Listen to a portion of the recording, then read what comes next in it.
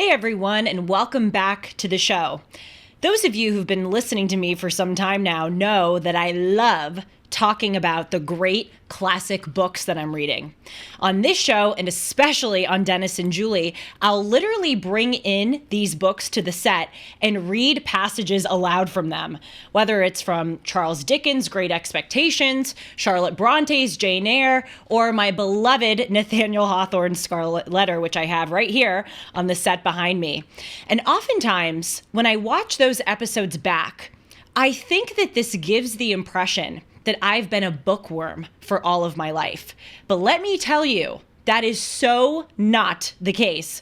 In fact, I actually hated reading for most of my life. Why? Because I really struggled to understand the antiquated language of these books. And also, when I was in high school, I was so focused on dissecting them to write the perfect essay that I totally missed the greater meaning of all of these books. But this isn't particular to me. This is a phenomenon in the modern world. That on the one hand, we have unprecedented access to civilization's greatest works, and yet we view them as inaccessible.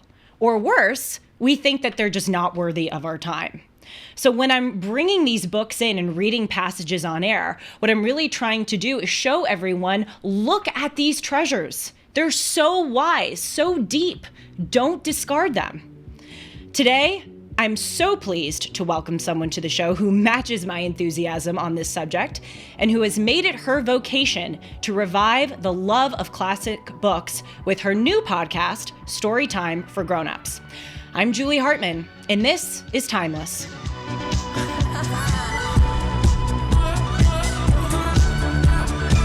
Hey everyone, and welcome to Timeless. I hope that all of you are doing great, and it is great as always to be with you. Just as a reminder that in addition to Timeless, you can catch my show with Dennis Prager called Dennis and Julie on this channel, where I read aloud all the passages of my favorite books. And Timeless, of course, is Tuesdays, Wednesdays, and Thursdays right here on the Julie Hartman YouTube channel. And you can listen to all of these on Apple and Spotify and anywhere else you get your podcasts. Another podcast that you should add to the list and definitely listen to is Faith Moore's Storytime for Grown-Ups. I'm so happy to welcome Faith back to the show. Some of you may remember that she was on Timeless a few weeks ago, and we were discussing her latest book called Christmas Carol. Faith is a freelance writer and editor. Prior to becoming a stay-at-home mom of her two boys, she taught elementary school for 10 years. Faith has been published in the Wall Street Journal, the New York Daily News, Acculturated, and the Federalist, among others. And she wrote a book challenging feminist critiques of Disney princesses called Saving Cinderella, What Feminists Get Wrong About Disney Princesses and How to Set It Right. And as I said last November, she released her debut novel, Christmas Carol, which she calls a modern twist on Charles Dickens' A Christmas Carol. Now she has just launched Storytime for Grown-Ups. And guess what her first season profiles? None other than my favorite book and Faith's favorite book, Jane Eyre. Faith, welcome back to Timeless. Thanks for being here. Thank you so much for having me. It's a pleasure to be here. I should also mention, I'm sure many of the viewers know this, but Faith is Spencer Klavin's big sister.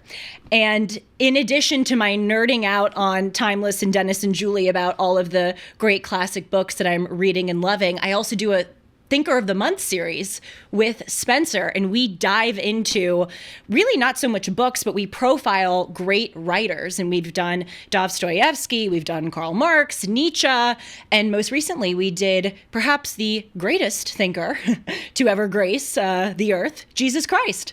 So that's a big one. I love that show. I love it. I love that you guys do that together. And I love listening to your Charlotte Bronte episode also, which That's I feel right. like ties right in to what you're talking about now. Thank you for reminding me. We've done so many of them, Faith, that sometimes I forget which ones we've done. But you know better than anyone that your brother just, oh my gosh, boy, is he a wealth of information. I learned so much from him and from you. So glad you're here. And I listened to the first episode of Storytime for Grown-Ups today. And as I said, it's profiling our favorite book, Jane Eyre. And what I want everyone to know about this podcast is that Faith reads every single chapter and then we'll pause and kind of translate, this word means this, or this is what the person is saying. And I just think that is so wonderful. But I want to ask you, your reasons are probably similar to the ones I outlined in the intro for starting this podcast, but in your own words, why did you decide to go into this venture? Yeah, so like you, as you were describing just now, I am someone who has found and kind of still finds reading difficult. And I grew up, as you just mentioned, in this family of intellectuals. My brother Spencer, but also my dad, Andrew Clavin, and even my mom also is a big intellectual. And these classic books were kind of par for the course in my house. And it was very normal for somebody to hand me David Copperfield or, Jane Eyre or Austen and say, you're going to love this book. And I would say, great. And I would read the back and I would think, yeah, I would love this. I love stories. I'm really into this. And I would open the book and I would read the first couple of lines and I would think, I don't understand this. I mean, I would understand each word in isolation and maybe I would get a sentence here and there, but I wasn't able to pull it together into the kind of narrative or the kind of visual in your mind that you get from a modern novel, or at the time, the kind of kids books that I was reading. I loved to read, but I was reading like Babysitter's Club, and not David Copperfield. And I was kind of ashamed of this because the culture in my family, as it should be, was that these books were really important and that it was something that should be preserved and that you should read and experience. But, try as I might, and I tried so hard, I would sort of slog through them and then I would sort of say, okay, I read it, but I couldn't have told you anything about it, or I didn't understand it. And it was kind of a secret shame. And luckily, I think because it was so important in my family, I kind of was able to get over that hurdle. And there were a few things that did it for me, but really it was kind of immersion, that task of reading through, slogging through it, even though I didn't understand it, and support. I did a lot. I used to watch movies of the books before I would read them, or, sometimes Jane Eyre, I think I was introduced to through a stage play. So I would kind of find my way in somehow and then read them and reread them. So, the other piece of this is that I talk to people all the time who say the same thing. I know these books are important. I know that I should be reading them and I try, but I don't get it. I don't understand and I have to throw them out. And so I started to think, well, what could I do? How could I help? Because people want to read these books, but they can't in the same way that I couldn't when I was younger. And the first thought I had was, well, could I translate them into modern English? How like Canterbury Tales are kind of, you can get like the modern English version and the old English version. Should I do that? And I thought, actually, that's a terrible idea because that completely negates the experience of the book, because the experience of these books exists within the language that the author created and put into them. So I threw that idea out. And then I thought, well, wait, I used to be a teacher. I used to teach third grade. And the best part of being a teacher for me was reading to the kids. And when you read aloud to kids, you stop from time to time and you just kind of make sure they're still with you. You might tell them what a word means if it's tricky. You might kind of, if a passage was particularly dense, you might stop and say, okay, who can tell me what is going on in this part? Or you might tell them what was going on in that part. And I thought, hey, that's what I can do. And so this podcast was born. And as you say, each episode is just one chapter from the book. So season 1 is Jane Eyre, but season 2 will be something else, and so on. It's one chapter from the book. And I just pause just from time to time, never to tell you what to think, not to give you any kind of actual commentary, but just to explain to you, okay, this is an archaic word that means this, or this has been a very long and dense passage. So just a quick little sentence to tell you, okay, this is what happened. And then we continue. And every chapter we do this, and it comes out twice a week. So, you just kind of listen along. I keep saying it's like an audiobook with built-in notes. Oh gosh, it is so perfect. I told you before the show that, it was a steep climb for me to really love reading. And I so could have used something like this when I was starting that journey. I still, I told you I probably got Jane Eyre down because I love that book so much, but certainly subsequent books that you do, all of us need this. And what I really love about what you just said is that you are clearly a very intelligent person. Oh, well, thank you. And you really struggled with understanding, and sometimes, I remember in school a lot of us would go, oh gosh, we can't understand what Shakespeare's saying. Well, we're just stupid, where English is not our thing. And it's like, no, you're not stupid. These are really hard things to understand. This is old or middle English. We speak new English. It's okay that we don't get it. And asking for help is we're asking for a translation. I used to think that was kind of cheating, but it's not cheating. It's literally like, in a way, learning or getting used to a new language. Exactly. And that's kind of my hope with the podcast, is that the more you listen to it and the more you kind of hear my little explanations and notes, the easier it will become for you personally to go away and read. And so I think that the goal is for people to kind of go away after this and be able to better read on their own. I'm not trying to tell people what to think. I'm trying to help them to get a way in, because as you say, this is kind of like another language, and there's no shame in feeling like you need a little bit of help. Right. Exactly. I mean, I would rather have the help, even if there's a part of me that feels like, oh, my pride is hurt because I'm asking for help, than not read these books at all. And what I've come to see in my era of second education, that's what I call it. Since graduating from college, I've now reread these books that I didn't like in high school, or read new books that I didn't read in high school and college. And what I've realized is that it's like going to the gym and doing squats. Like the first few times, it's going to be really hard. You're going to hate it. You're going to come home sore. You're going to think, why do I even do this? Might as well just, sit and eat some Twinkies on the couch. But then it becomes easier as you do it. And then you get to the point where you're so strong in it that you really enjoy it. Yeah, I completely agree with that. And I think, I was lucky as a child that I kind of kept being not forced, but encouraged to keep reading these books, because as you say, it begins as a kind of really difficult exercise that doesn't feel like it's going to pay any kind of dividends. And then eventually, the more you read and the more you kind of, you pick up on all of the kind of cues and the language and these things that you didn't have before, and you take them with you, and you take them with you to the next book. If this season is Jane Eyre, there's lots of things that you can carry over to next season. If it is, Austen or Dickens or something like that, you will know things from season one that will help you with season two. And that's my hope, is that that's what people will do. So besides the fact that it is your favorite book, why did you choose Jane Eyre for your first season? Right. Well, the first reason was I thought, well, if no one's going to listen, I might as well pick my favorite book so that I'm reading something that I enjoy. So that was funny. The first reason, because I thought, who knows if anybody's going to want this or not. It seems like something that would be useful. It's something I wish that I had, when I was a kid. And so that's kind of why I'm doing it. But, if it turns out that this isn't interesting to anyone, then at least I get to be reading my favorite book twice a week. So that was that was one reason. But also, this is a book that I think has something for everyone in it.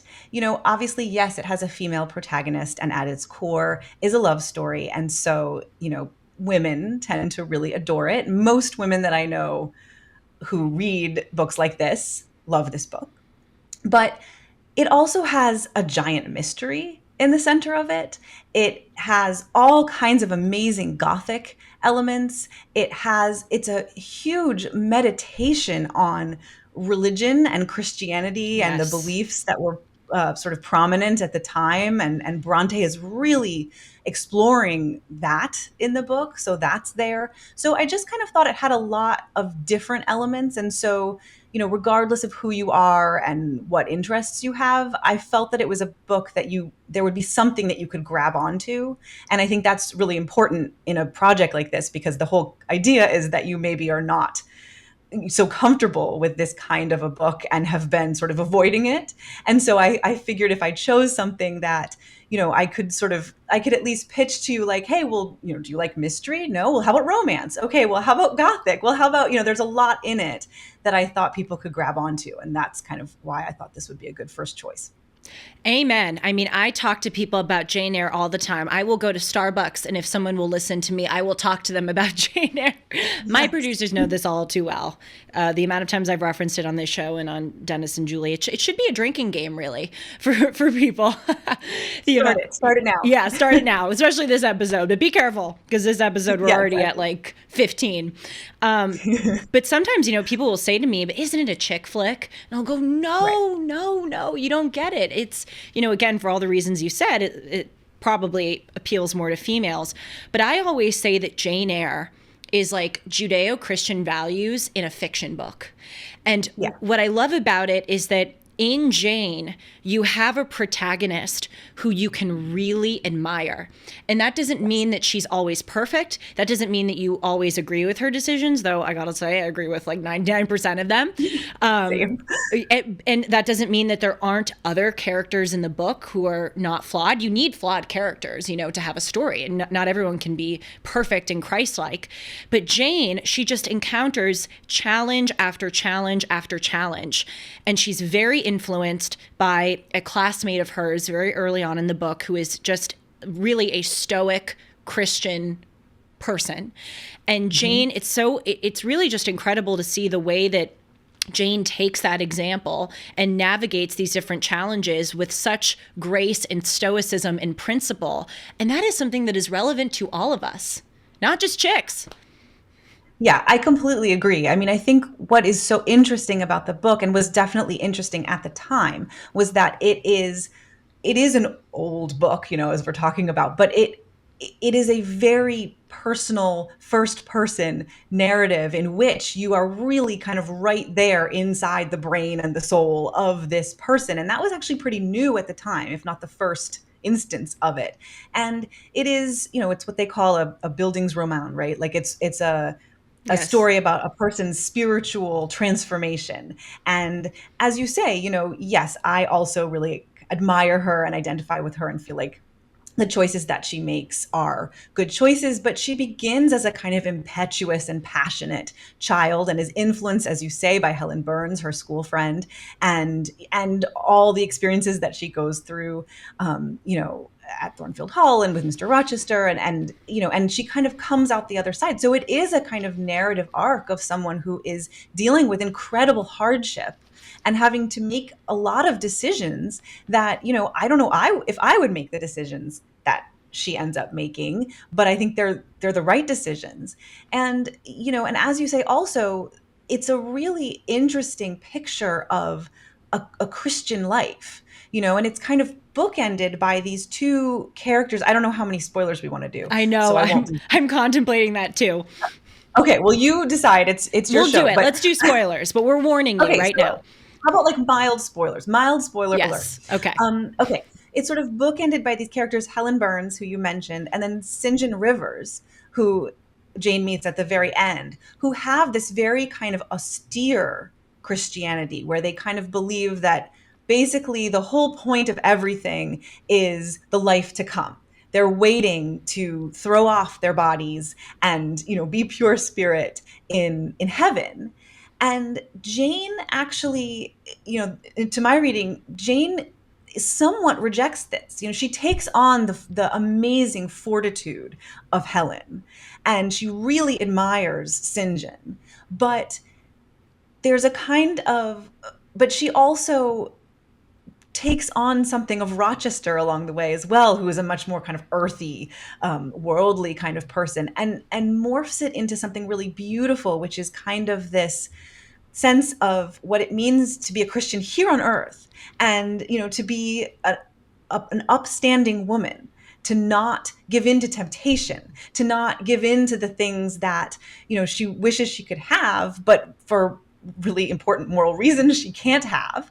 And in the end, she fulfills, her purpose, which is kind of womanhood and wifehood and motherhood and all of these pieces, which is a very kind of a kind of beautiful way to be a Christian woman here on earth, which is really different, I think, than Helen Burns, her vision of spirituality. And I think that's a really interesting, amazing picture of a woman and someone to really be able to look up to, as I do. And it sounds like you do too. By the way, as you were speaking, I was thinking how apropos it is for you as the author of Christmas Carol to have Jane Eyre be your favorite book and your favorite protagonist. Without giving away the ending or the of all that of Christmas Carol, I'll leave it at that. It's so hard in these conversations. You want to throw out these spoilers.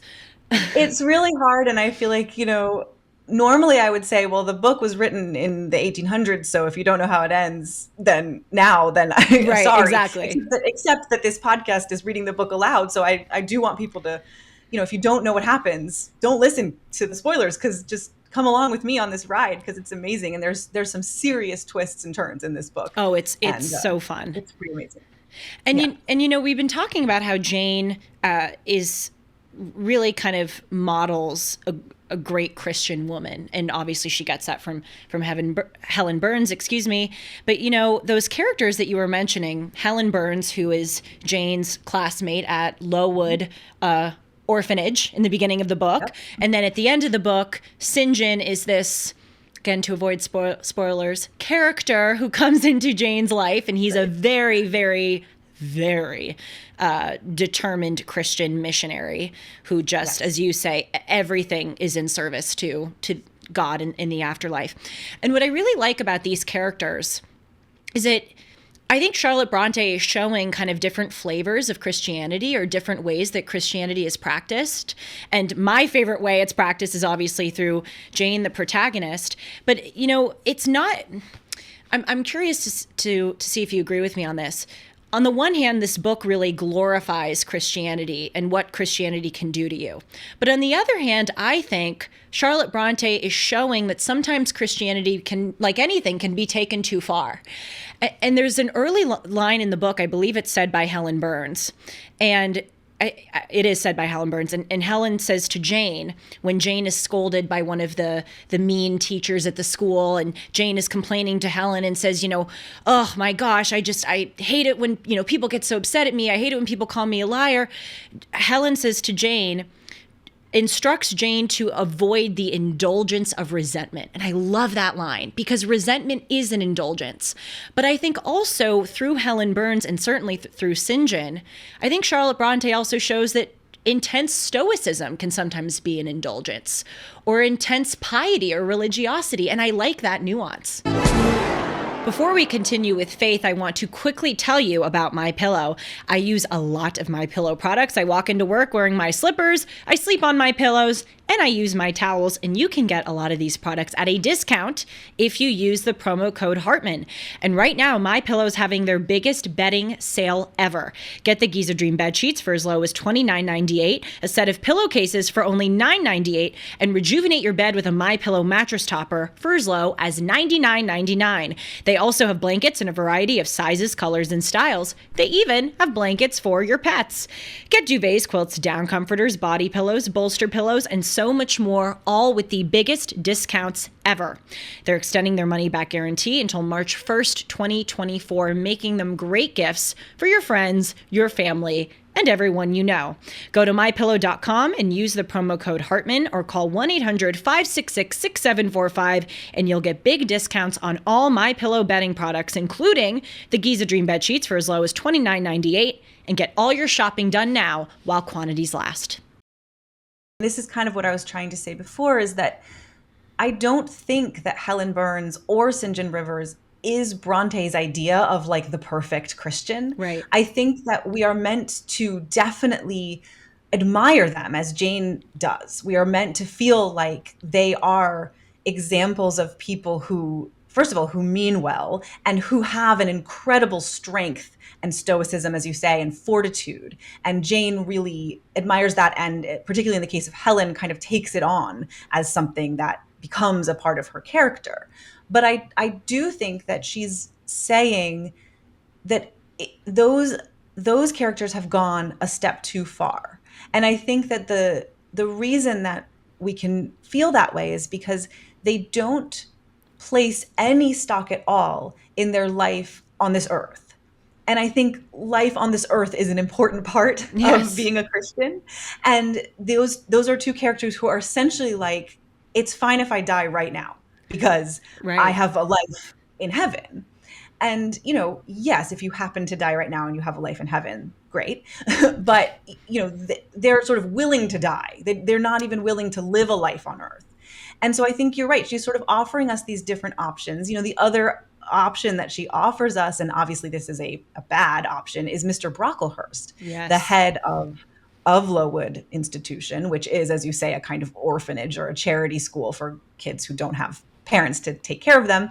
And, he is a total hypocrite. He's a pastor or a priest at the church, and he comes into the school and makes all the girls cut their hair off because it's too long, and they aren't allowed to eat any extra food even if the food is burned, and they can't have extra clothes when it's cold, and all of these things. But then of course his own family is living in absolute luxury, and they're wearing velvet and furs, and they have long hair and curls and all of these things. And so we're meant to feel like I think we're not supposed to feel like Christianity just for the sake of Christianity is the right choice. Right. There's a lot of people, Bronte is saying there's a lot of people who are saying that they're good, upstanding Christian people, but are living in hypocrisy.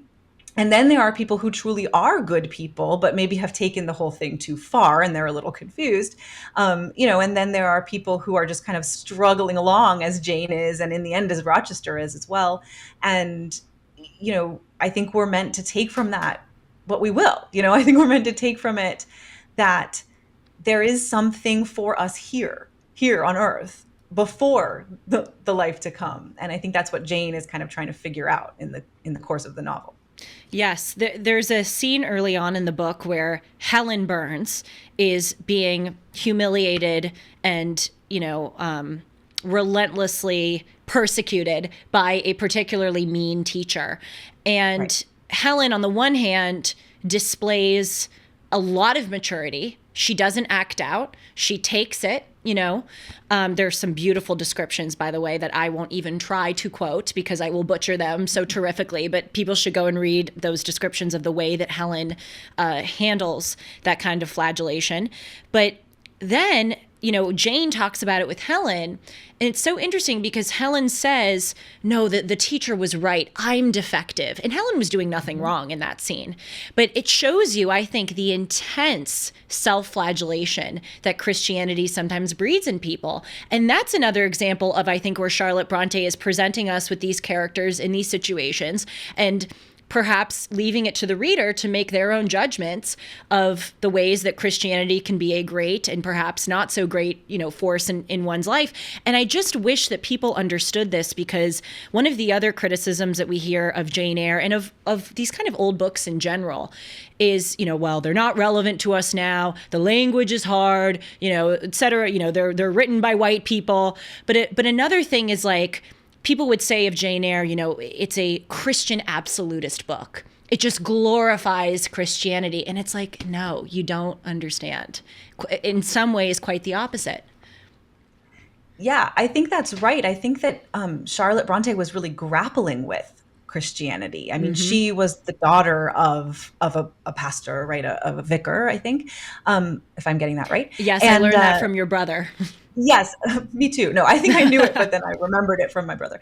But so she would have known so much about the current to the day kind of religious beliefs that were going on in England at the time, and she's very clearly grappling with those beliefs, and I think perhaps her own beliefs, but also, yeah, the kind of absolutism, sorry, that is represented in those characters that we've been talking about. And you know, and also Rochester, who again, I don't know how much to reveal, but Rochester is someone who kind of he embodies the idea that you just kind of you go to church and you believe stuff, but he's not particularly Christian, maybe until later, let's just say. So Yes. he goes through a transformation as well, which I think it took me several readings to kind of understand about him. But that's a huge part of the book too, is kind of Jane and Rochester's relationship to each other and how that relates to their relationship to Christianity. That's an important piece of the book as well. This book is just, I mean, filled with passages that are so relevant to our lives. And one of them is an exchange between Jane and Rochester. As you were speaking, I was trying to flip and find it, but when it's a 450 page book, it's a little hard to do that. But I'll try to recount it as best I can. And it's early on. And by the way, for those who are thinking, who the hell is Rochester? Rochester is, dare I give it away, the love interest in Jane's life. And she goes to work for him as a governess, essentially, because Mr. Rochester has a child who he has basically adopted, Adele, and Jane is serving as the tutor slash governess slash nanny, et cetera, for Adele. And Jane and Rochester early on in the book, or early on in their relationship, I should say, are having a conversation about their lives. And Rochester says to Jane, I've had some bad luck in my life. I've kind of, it hasn't been the most amazing life. And, sometimes I think that I might as well just kind of indulge in all of my pleasures. Say, F it. By the way, Charlotte Bronte is not writing in the way that I'm speaking. I'm giving my 2024 modern synopsis of this. Rochester's essentially saying, why don't I just become a hedonist, essentially, because life has so done wrong by me. And Jane says, no, you'll degrade more, sir.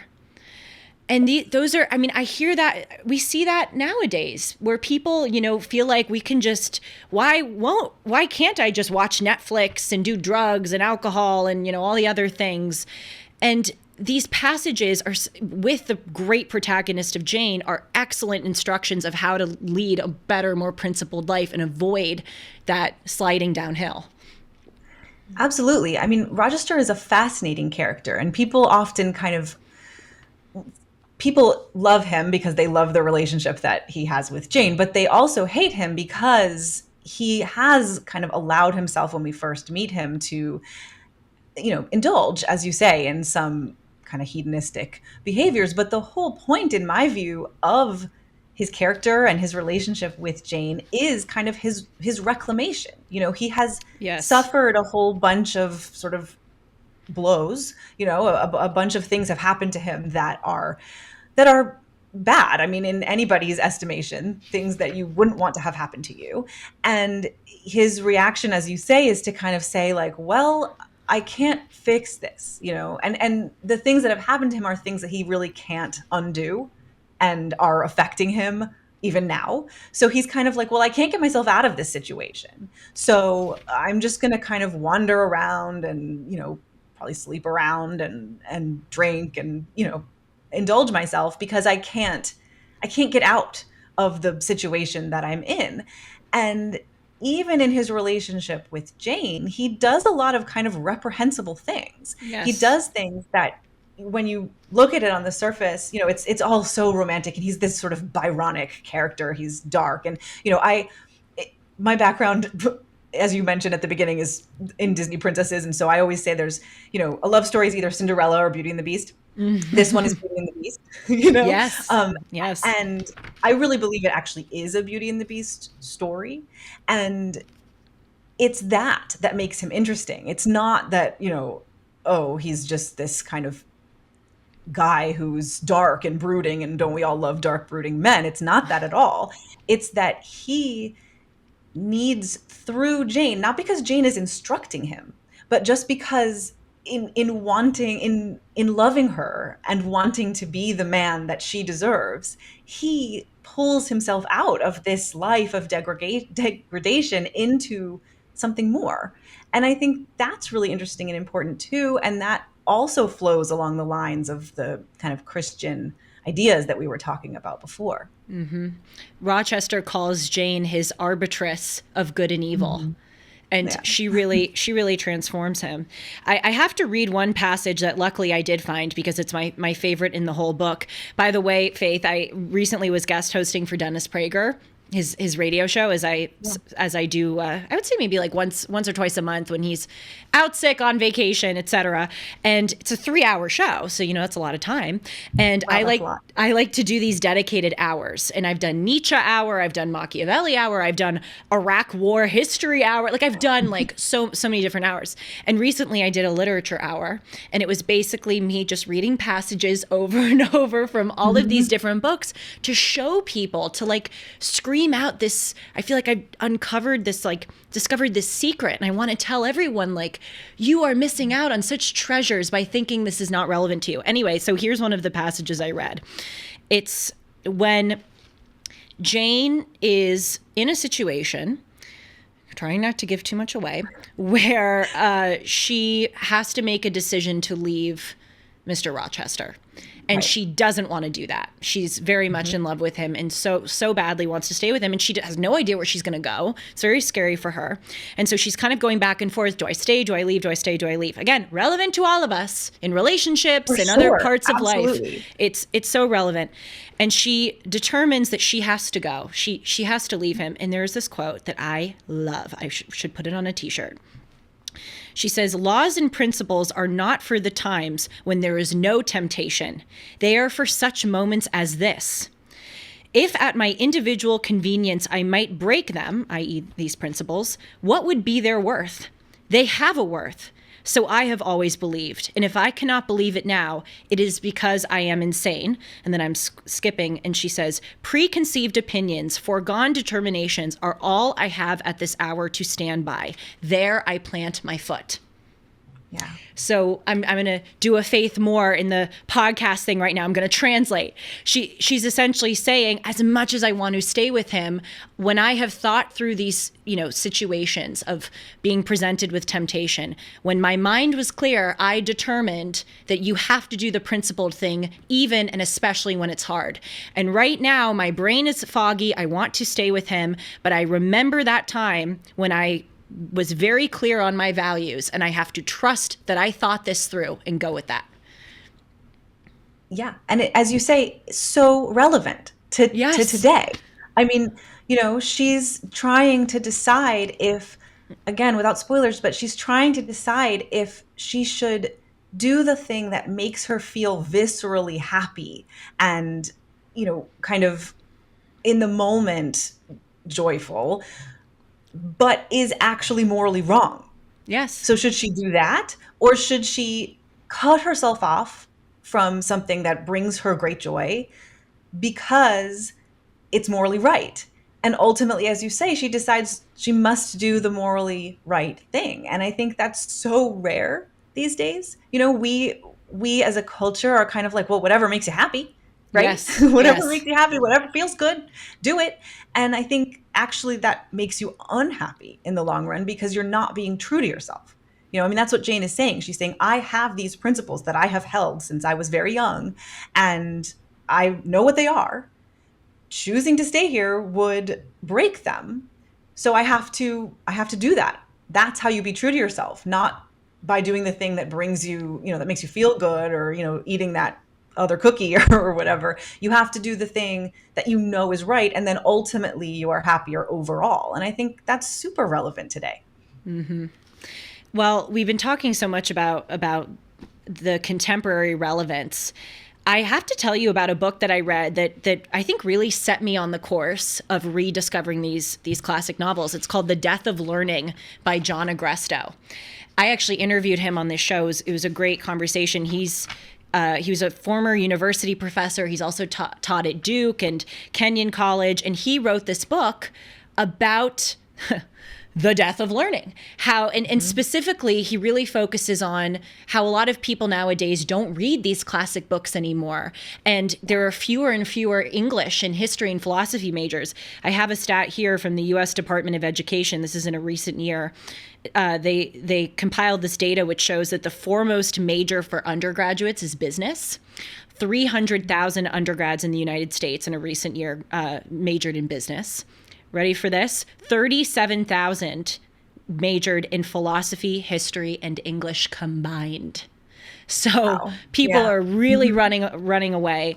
And one of the things he says is that in school, teachers, however well-intentioned they may be, kind of contribute to this because they have you focus so much on, as I kind of indicated in my introduction, similes and metaphors and double entendres and Yes. this symbol and that symbol, that they literally kill the love of learning and the greater eternal messages of these books. And I remember reading Jane Eyre in high school, and I say this with respect to my high school teachers, but I remember that all they talked about was like the moors, like the bodies of water in the book, Right. and what that means about Jane's mood. And I just remember like hating Jane Eyre because I didn't understand the moors. And I wish someone had come and handed me this book or tapped me on the shoulder and said, you don't need to understand what the moors symbolize.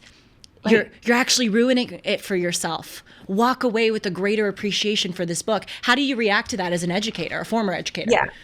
Yeah, I think that's absolutely right. And I think that, those of us who, I was an English major for my sins. I was an English major and, I had the same experience. I was, we did Jane Eyre and I was super excited because I love Jane Eyre, but already at that point I loved it, but it was all about the color red. Yeah. The red room. She gets locked in the red Yes, room. yes. And, all of the red that happens in the center of the book in a part that I won't talk about, and I was kind of like, wait, what? No, that's not what this book is about. This book has a plot. And I think people who are really into literature and already get it like to talk about those things because I think they don't understand that for some of us, we're not even following the plot yet. We need Yes. to understand the plot. We need to know who these characters are. We need to fall in love with these characters.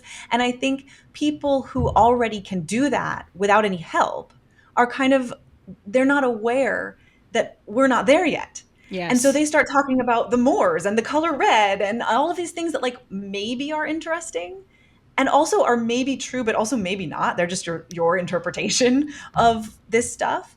And they forget to take us along with them to the basic point, which is this is a great story and these are great characters. And I really agree with what you just said. And I think that it's hurting us that the classes that you can take about books like this are not about the story. They're about the symbolism or, the kind of what was going on in the society at the time or whatever it is. I took a class on Wordsworth in college where literally we spent a day on a single word of a poem. Oh my gosh. And I just thought, maybe there's a place for that. If you're so involved in this Right. poetry, maybe there's a place for that. But really, especially at an undergraduate level, really you want to just read these works. You want the words to kind of flow over you. You want to grasp just the basic meaning. What is this about? What is this story about? Who are these characters? And love them before you even come close to trying to talk about what do the moors mean. And maybe you don't even need to get there. Who cares? Who cares what the Totally. moors mean? Totally. Yeah. I am so indebted to John Agresto because I feel like he set me free. I Yeah. feel like he totally liberated me because it was like, okay, I don't need to understand every detail. If I'm just enjoying it and I'm getting, the greater meaning, that is what these authors wrote for. They didn't write to be dissected to death. They wrote to impart a greater meaning and wisdom. I just want to quickly, Faith, read to you this quote that I have from John Agresto's book, because he talks a lot about this specialization infection, if you will, in Yeah. analyzing modern books. But he also talks about, and you just referenced it, how we tend to reduce these books to their time and place as a social commentary, with Jane Eyre on women and the oppression of women and all that stuff. And he says that is a shame. That also kills the love of learning. So here's what he said. Historical, social, or economic reductions using history, society, or social status as an explanatory vehicle for a text distances that text from our students, excuse me. It makes it other, a museum piece. By contextualizing everything, we set up a barrier to learning from the men, women, and events of the past, since we don't inhabit their universe. If what Dante wrote and did and thought, he wrote, did, and thought because he was a late medieval Florentine, if we can only truly understand him by understanding how he was a product of or reflected his time and place, then he can teach us very little, since we don't inhabit this world. Amen. Yeah, I completely agree with that, because if anything else, if you take anything else away from this conversation or Storytime for Grownups, Jane Eyre is a great story. Yes. It's a great romance. It's a great mystery. It's a great gothic. It's just a good story. It doesn't matter. Nothing else matters. It's a good story, and we need those. Yep. So finally, Faith, what's season 2? Oh, I don't know yet. I haven't decided. Let's see. Let's see what we. I mean, I do have some ideas, but I'm not gonna commit. I know. Commit yet. I learned from you in our Christmas Carol conversation that you don't do spoilers. So I knew asking the question I may not get the answer, but Yeah, sorry about that. But if it does well, then there'll be a season 2, and we'll pick something. But I may let listeners help me choose. So I'm withholding the answer. well, I told you I listened to the first episode and I really enjoyed it and learned a great deal, even though I do feel like I'm pretty well versed in this book. So I commend you. Good to hear. Thank you. I commend you. And I, along with John Agresto's book, I want to send your show, and I encourage people listening to send the show, especially to younger people, high school, college-aged individuals who are missing out on these treasures. Yes, thank you. I appreciate that. I would love that. I think that, if we can just get a few more people to love these books, then we will have done a good thing. And also, as a quick ending note, on Faith's podcast description page, I hope that's the right way to characterize it.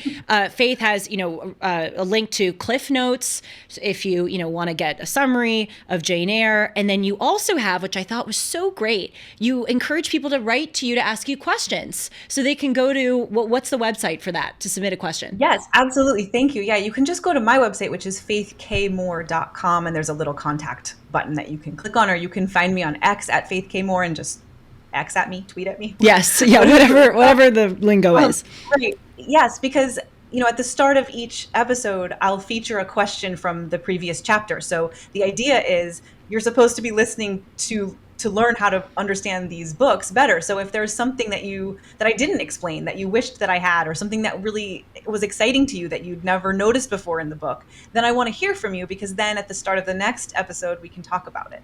Because I hope that the actual reading of the chapter will not have any kind of commentary in it, because I want you to do your own thinking. But at the beginning, we can sort of chat about the book, and that's what I hope those questions will help us to do.